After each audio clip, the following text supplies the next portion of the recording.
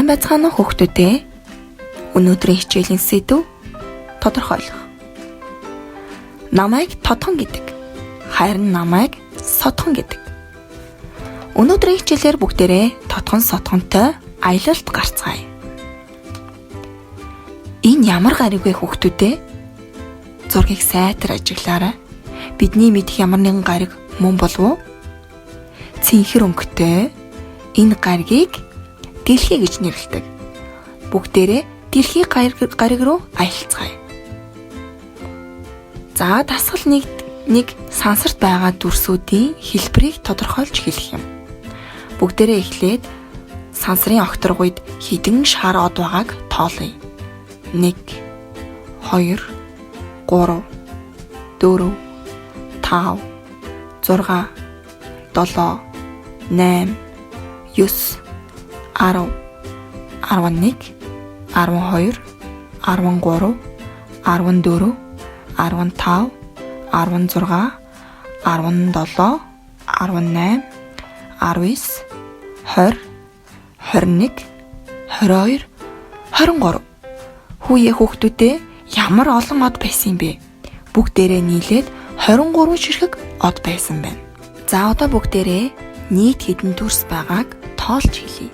Эхний дүрс ногоон гурвалжин, дараа нь дугуй дүрс, гурав дахь дүрс, дөрөвт нь ногоон гурвалжин, тавд нь дугуй, зургаад нь дөрвөн өнцөгт, 7 зуйван, 8 5 өнцөгт, 9 олон өнцөгт, 10 дахь нь дэгш өнцөгт, 11 дөрвөлжин, 12 6 өнцөгт, 13 дугуй, 14 15 нь зүрхэн хэлбэртэй дүрсүүд, 16 нь дугуй, 17 нь гурвалжин дүрс байна.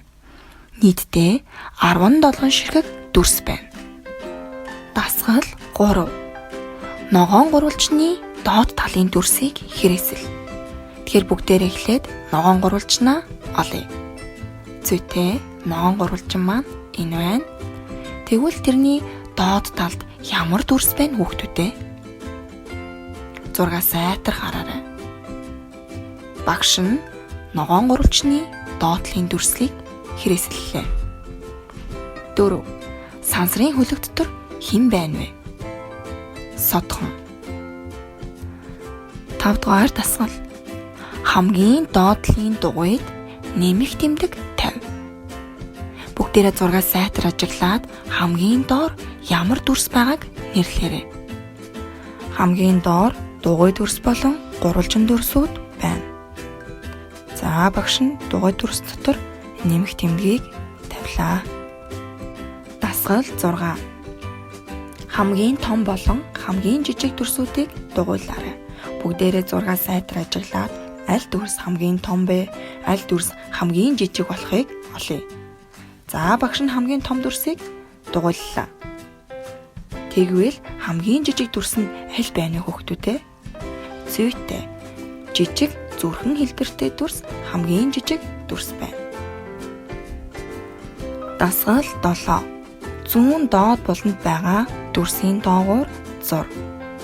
За бүгдээрээ хамгийн доор ямар хоёр дүрс байгааг мэдчихэж байгаа учраас зүүн талд нь байгаагийн доогуур зуръя. Дасгал 8. Баруун дээд буланд байгаа дүрсийн хажууд од нэмж зур. Баруун дээд буланд ямар дүрс байна вэ хүүхдүүдээ? Зүйтэй. Хамгийн том улаан дугуй дүрс байна. Түүний баруун дээд талд бүгдээрээ улаан өнгийн од зуръя. Энэ хичээлээр бүгдээрээ хоол, хүнс, амьтан, дүрсийн шин чанарыг тодорхойлох болно. Тухайлбал өнгө, хэлбэр, хэмжээ, байрлал зэрэг нь ямар болохыг тодорхойлж хэлэх юм. Дасгал 5. Амьтдын онцлог шинжүүдийг тодорхойл. Баруун зүүн талд нь ямар амьтан байгааг хэлээрэй. За, зурагт 4 амьтан өгөгдсөн бөгөөд энэ 4 амьтныг бүгдээрээ харцгаая. Эхнийх нь ногоон өнгөтэй могой байна. Дараа нь дахиа, анааш, морь гэсэн 4 амьтан өгөгдсөн. Тэгвэл могой маань яг ямар амьтан юм бэ хүүхдүүдээ? зүйтэй, хевлэр явагч, урт нарийнхан хилтэй амьтан. Дахиад нисэж чаддаггүй, тэжээвэр 12 жилд багтдаг амьтан шүү дээ. За тэгвэл бүгдээ Анашиг харъя. Анаш маань хуурай газар амьдардаг хамгийн өндөр амьтан. Мөн тэрээр өвсөн тижилтэн. Энд хэрэгэлдэг хурдан давхидаг амьтан юм. Эдгээр дөрвөн амьт нь бодит амьдрал дээр хэрхэн харагддгийг бүгдээрээ дэлгэцнээс харъя. Дараагийн дасгал. Зурагт өгөгдсөн зүйлсийн онцлог шинжүүдийг тодорхойлно. Мөн баруун зүүн гар талд нь яг ямар зүйл байгааг нэрлээрэй. За зурагт өгөгдсөн дөрвөн зүйлсийг сайтар харъя. Чиний мэддэг ямар нэгэн зураг байна уу? Зүйтэй. Эхнийх нь Кэт, дараагийнх нь дугуйтай гутал буюу бид нэр ролик гэж нэрлэдэг. Дараа нь гутал, тэгээд оймс байна. Эдгээр нь бүгдээрээ яг ямар шинжтэй бэлээ? Зүйтэй. Бүгдийг нь хөлдөө өмсдөг юмсын зураг байна. Дасгал 4. Хамгийн доод талд ямар дүрс байна вэ? Тэгвэл эдгээрийн хамгийн доор дөрвөлжин дүрс байрлсан байна. Дугуй дүрсийн баруун гар талд ямар дүрсүүд байна вэ? За эхлээд бүгдээрээ дугуй дүрсээ заая. Түүний баруун гар талд байгаа 2 дүрсийг харъя. Түүний яг баруун гар талд нь дэгш өнцөгт, за дараа нь 6 өнцөгт дүрсүүд байна. Өнөөдрийн хичээлд идэвхтэй оролцсон хүүхдүүдтэй баярлалаа. Дараагийн хичээлээр уулзтлаа. Баяртай.